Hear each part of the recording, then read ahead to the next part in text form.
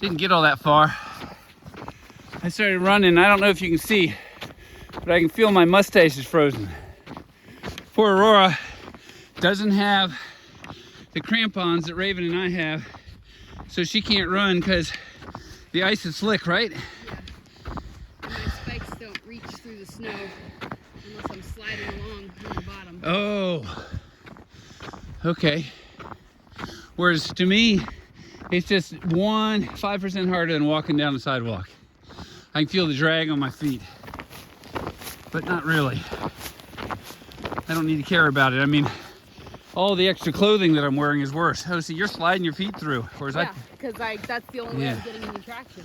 Wow. Because if I just try to step, I don't know if you can, like it looks like I'm doing that comically, I'm not. Right. My feet just slide out from under me. Right. Anyways. This is my story from Mr. Huber's class. 6th grade in Gainesville, Florida. We learned about the Eskimos, which are now called the Inuit. And I learned how to make an igloo in Florida, watching a video of this little Inuit man with a machete, and he carved this beautiful thing without measurements or anything, and come to Alaska, and I wait 10 years trying to find somebody to make an igloo with and have to do it on my own. They look terrible. Can't do it now because there's not enough snow. You need a good solid foot thick layer of snow after you stomp it down, so it's nice and hard. But I need to watch that video again, but of course that was on some sort of a weird tape system. But the other was that I learned in 6th grade, the Inuit had 300 words for snow, and I was like, snow. And now you get up here and you realize if you lived outside in this weather all the time, you could have 300 useful words. Right? This snow fell. We have an awful lot of snow that falls right around freezing, and it's a lot heavier slush. It's heavy. It's a powder. It certainly is a powder. It's a heavy powder. Yeah, you should look at the grains. They're needles. Oh, are they? They're columns. They're not flakes today. You gotta look at the unbroken ones because they break up really fast. But see how they're like spiky pillars? Nope. Look, okay, look. Right Oh, on the check that surface.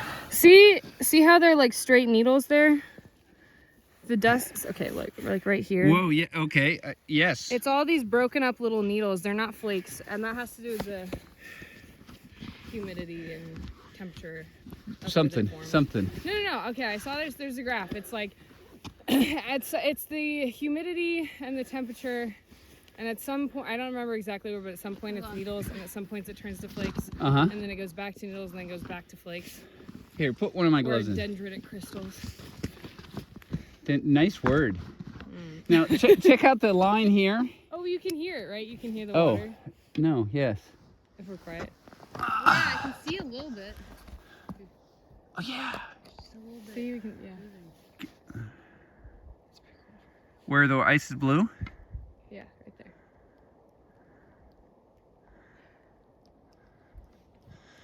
But then check out that line that goes this way. As if it used to, because of course the glacier was here not that long ago. Which line? Well, in this wall, in the middle is a line that comes from the top of Nugget Falls out at a lower angle that has trees, and it's just a steeper cut. Is it? I don't know. I can't say. Well, it's on the back side of the hill, so the glacier wouldn't have carved it very hard. Let's do something like that. Oh yeah, you got your stuff in the backpack? Yeah, we're running out of room. Well, look at the straight line over here. It's like a log, but it can't be a log. It's got to be iceberg. I don't know what that is. It looks like a building almost buried in snow, but there are no buildings out here. Can you run, Aurora?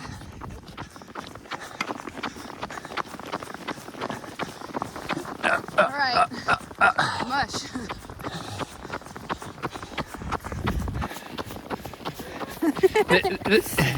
The stick doesn't really work because it's too slick. And when I breathe hard, my mustache starts getting frozen. You guys are just missing out on the mustache business. Yeah. And then, this is a long stinking way. This is the thing, you can't tell, because if you look up there, the trees look super tiny. All right, that's far enough for now. The trees look super tiny because they're so far away. You don't have a scale. Other than Raven up there, you don't have a person or a dog or a car or a building, so you can tell how much farther we have to go. I could swear, when I moved here in '93, the edge was from there over to here somewhere. So you can hike out now to the Nugget Falls. There's a sandbar at the mouth of Nugget Falls that you can go stand on in the summertime. The lake is way lower because it's been so cold for so long. So that sandbar would be way out. But one thing you don't ever do is go close to flowing water when you're walking on ice. And I know there's a stream over there. So I never walk on this ice. I would never think of going out onto the glacier, out onto the lake after walking the trail to Nugget Falls. That'd be stupid. So imagine this whole wall where there aren't any trees growing, being glacier. That's the way it was in '94. My wife and I, with no kids, we hiked up West Glacier Trail to the top. You have to go over the top of this bare rock, and that's, oh boy, I don't know, 500, 800 feet up. Oh yeah. Oh no, see, that's later. Back in '94, we hiked that trail, and you just walk right out onto the ice, because the ice layer was up where my finger is. Wow. Yeah, and so you just walked right out on it. It's the most amazing thing. It's just like coming out to this, and you're on top of the glacier. And glaciers can be really slick, or they can be really good traction, just all depends. Anyway, these are cool icebergs over here. Great big holy things. They rotted out crooked for whatever reason. So we came back later with my eldest daughter in a backpack. So she was born in '97, so that would have been about '99, '98 maybe. And I was able to climb, it must have been 90, so in '98 I came out and I had to climb down rocks to get out on the glacier, and I did that. And I felt so safe, I had my daughter on my backpack. The next year we came back, and I bet Summer could walk by then, and it was 100 feet down, and I didn't feel safe doing it, much less letting my daughter go down and touch the ice. And then for years, we didn't know that you could take a shortcut, and you have to do a literal grade 5.1 climb to come over this ridge, and then you could drop down and you could play with the ice on this side, because I took an ice climbing class with my good friend Don Carlo. He's the guy that over here, we came out to do ice climbing a year later, and he fell through the ice. And he had a great big backpack on his back full of ice climbing gear, and he fell through the ice because we were walking across a bridge across open water. And mine just loosened up. Oh, good. You can run. We'll let you do that. Raven's got energy. And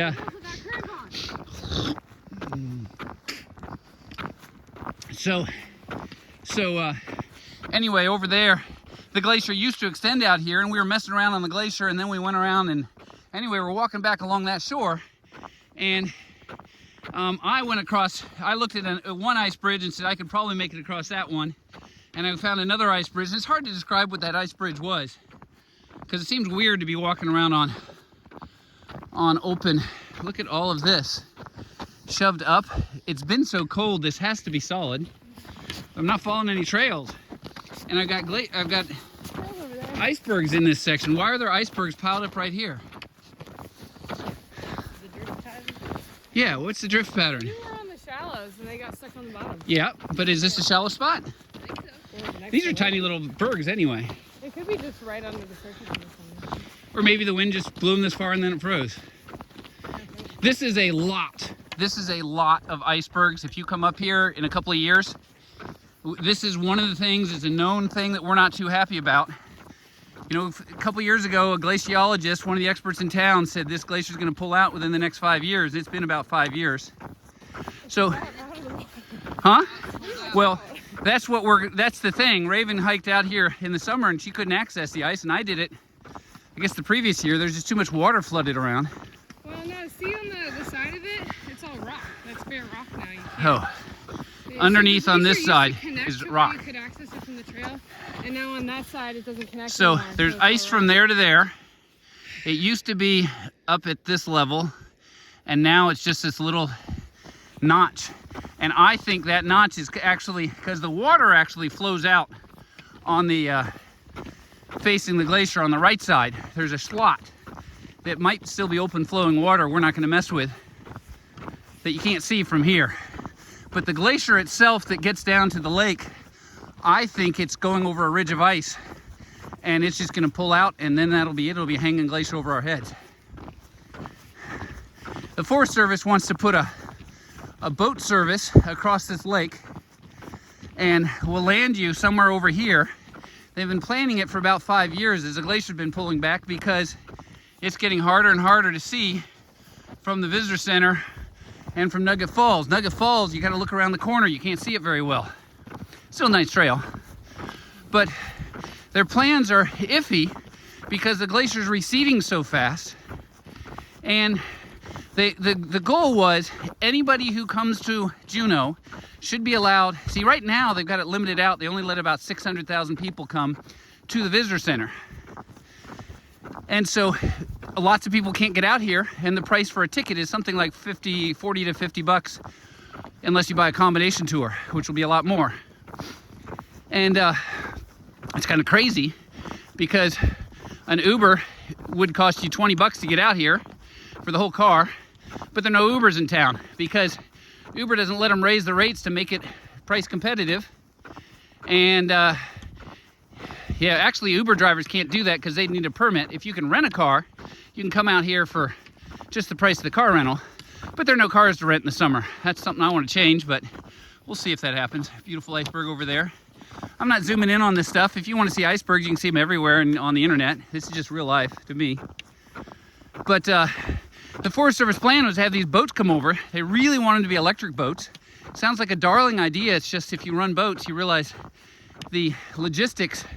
It's a make it so, number one, it works, but when you actually think about the number of batteries and the charging and the speed, etc., it just logistically is really complicated and doesn't actually work in real life. So I'm challenged because I want to keep giving you guys a chance to see this stuff. If they put these boats out here and they don't put enough out here, I mean, the Forest Service idea is anybody who wants to come to the visitor center can, anybody who wants to come across the lake can, anybody who wants to touch the ice can, in unlimited numbers. That was their idea a couple years ago, because this is a place you can do this. The rest of the world with glaciers, there are very, very, very few places you can come out to ice this easily and this many people. So rather than limiting this one, the rest of the Juneau ice field is monstrous to get to. And anybody that wants wilderness can go see ice on their own. There's 1,500 miles of it that won't be touched. But they're gonna have to completely modernize the visitor center back there in order to put in more parking lot. Well, they're still pouring money into it.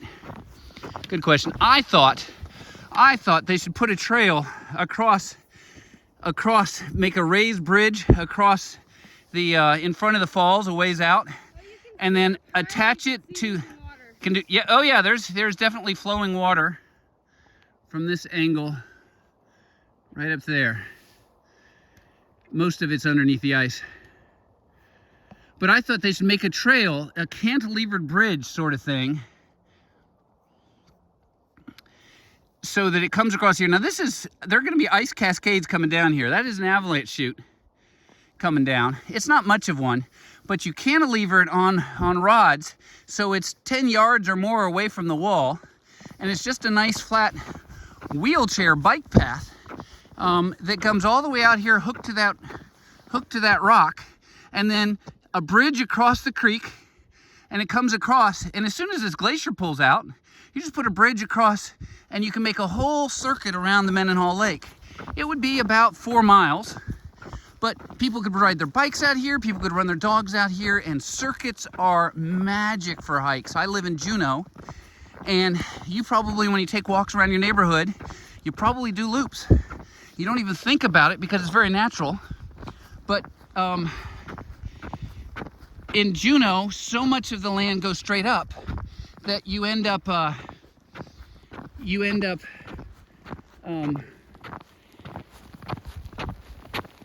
I mean, that's a sheer rock wall that would be really, really hard to climb because there's no ice on it. It's just the snow, and so my crampons won't stick in. You'd have to find cracks to stick.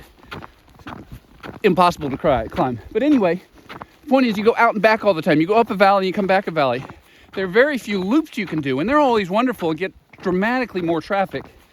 When you can go up to the top of a mountain and back down the other side, that's a magical trip. Well, we don't have very many of those, so I thought a loop around the lake. If you guys like that idea, please like, please comment, please make real comments, because I can get a hold of the Forest Service. We could make it, and it wouldn't cost a fraction as much as some of the other things they're planning. You know, if they want to charge people a couple of bucks or $5 or $10 to take their bikes on this and give them an annual season pass, or actually an annual pass, because people come out here in the wintertime cross-country skiing. Wouldn't that be magic? And that way anybody who comes out here any time of the year could basically do what I'm doing now. And if they put in these boats, they're talking about charging a huge amount of money because the tickets are going to sell out in a heartbeat. Unless they put in a lot of boats. You know, I pay attention to things like this. How many people might want to come out here and how many boats it would take. And they want to have no-wake boats, which makes perfect sense. But that means you either need a whole lot of them or really big ones. And the water here is really shallow. It's maybe 10 feet deep, maybe 20. It's all the glacial silt. The dirt that comes out of the ground, out of the mountains, gets laid down in the bottom of the lake. So that's why these big icebergs are. The big ones are stopped out in the lake. They run into the bottom because these icebergs that are the size of a mobile home, or maybe, they're going to be 9 times bigger underwater. I see an ice smear over here. I don't need to point it out exactly, but if I had ice climbing gear, that'd be fun to go climb. Anyway, the Forest Service idea is you come across here, well, the weather here in the summer, when it's sunny out down in the lower valley, the cold air that's up on the glacier, which is just sitting there, the hot air in the valley lifts, the cold air comes roaring down, and you can get 40-mile-an-hour winds roaring off this glacier. It's not cold wind, it's just wind. And it's very unpleasant. It's a little scary if you're kayaking across the lake because it's real wind. And it blows hardest about here. When you get next to the glacier, it's not as bad. And when you're next to the visitor center, it's almost gone. And I've come out here a lot of times and felt that wind. But isn't that just darling, having 2 daughters that I can just walk along behind? I mean, I tell you, from a dad's perspective, there's little in this world more I cherish than having kids that can have fun doing things that I love without me dragging them out there. Now, you can't see, but way out there, tiny little dots. This will give you some scale, or some more people. They are right in there, right at the edge underneath that crack. That just gives you a feel for the size that we're dealing with. Right? It tells you how big this is because you don't have anything else for perspective. My daughters, of course, but you can't tell that they're actually pretty close to me and a long ways from the ice. So, the Forest Service has this idea. They're going to put a little warming camp over here, but these boats they're going to have coming across here are going to be dumping off 50 people every time they hit. And if there's 600,000 people that want to come here over a 100-day season, but then on our busy days are twice as many people, if they really want to make it so that that's 600,000. I bet they could, if they put this boat in, there'd be 1 million people that want to do it if the price is right. That's 1,000 people a day. 1,000 times 100. No, that's 10,000 people a day. And there could be 12,000, 15,000 people a day that want to come out here. Well, that's a lot of people. Now, you might be saying, oh, that's too many people. It would entirely change this region. But But the way I look at it is, think about that poor person from Iowa who's never going to come back to Alaska. They didn't plan it in advance. They didn't book their tickets. They're coming up to Juneau and they're told, sorry, we're sold out. That happens all the time. Now, if you want to come to Alaska and you don't book your tickets in advance, the thing that you want to do, they'll say, sorry, you came in here on July. We can't build churches for Easter. And July is not enough business for us to build those extra helicopters or extra boats or extra buses, whatever. You just can't make enough money in 1 month. So if you come up here in July, book your tickets early. Figure out what you want to do. This is Alaska Whale Watch. Guess what I do in Juneau? If you want to come out whale watching with me, this is not the right time of year. You want to come out walk to the glacier with me, you can come out this time of year and I might actually do it. Now, I'm going to zoom in again just to get you that scale. You see those people? Wow. 2 little people right there. That just gives you a size that how much ice we're dealing with compared to other things. So yeah, 15,000 people out here in a day would be nuts and crazy. So that's the other challenge, is if you come here and your cruise ends up in Juneau on a Monday, all of the ships come in the afternoon, and all of the people came straight up from Seattle or Vancouver, and it's their first stop in Alaska. And so everybody wants to take a tour, and Monday afternoon tours very often sell out. It's just, if you come up here, so you come to Juneau on Wednesday or Thursday or Friday or Saturday, it's much lighter. It's half as many cruise ships, half as many people. Many of the ships that do come in have already spent a day in Ketchikan or Skagway, so the people aren't as excited to go touring. They more often just wander around town. So in those days, it's much easier to get a tour at the last minute, and those actually, it depends. I mean, the ideal time to leave Seattle on a cruise ship or Vancouver, and it doesn't make much difference either way. Vancouver's the way it used to be done because of what is kind of called the Jones Act. I don't think that's the actual legal term, but they don't allow cruise ships to leave Seattle, come to Alaska, and go back to Seattle without touching a foreign port. So all of the Seattle ships make a quick stop in Victoria, British Columbia, which is a beautiful, wonderful little town. But I believe most of them get there after 6 p.m. in the evening. And of course, it's a ship with 2,500, 3,000 people on it. And they offer people to go whale watching or see the town. And it's really a challenge because you're not getting enough time to see that town. And Victoria is, one of my top 10 destinations in the world as far as beautiful, just communities. It's very much like downtown Juneau. It's got the same small vibe feel and lots of nice little quaint spots. Anyway, the Forest Service idea is they're going to make a temporary landing out here, and they'd move it uphill as the glacier recedes. Well, if I have a wall of rock, and I would bet this wall of rock is underneath here somewhere, this is not straight ice down at the lake level. They're going to have to get over that wall in order to let people touch the ice. And they haven't started putting the pieces together. So as they make these decisions, the glacier's melting away. And I should probably stop this video just because now I'm getting close to the glacier.